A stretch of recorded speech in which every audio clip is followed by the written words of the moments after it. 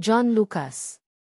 Naghandog ng isang awitin ang Sparkle Star na si John Lucas para sa mga kapuso sa Capiz.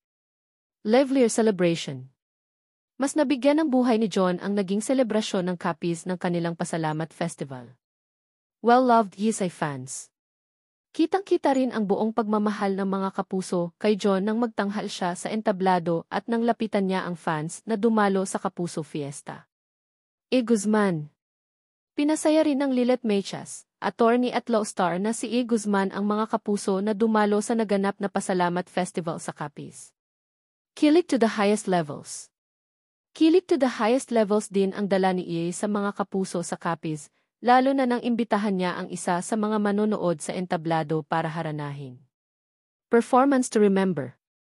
Isang hindi malilimutan na performance ang ipinakita ni E. sa mga dumalo sa naganap na Kapuso Fiesta sa Capiz.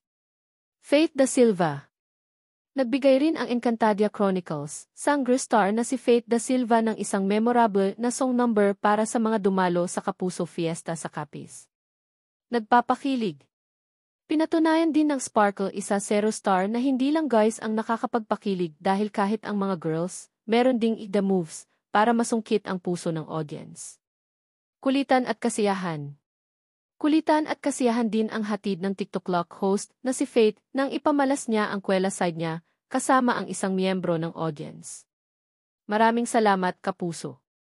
Inulan man ang Pasalamat Festival, pinainit naman ng mga kapuso sa Capiz ang gabi sa pagtanggap nila kina John, Day at Faith. Kaya naman, maraming salamat kapuso. Hanggang sa ulitin.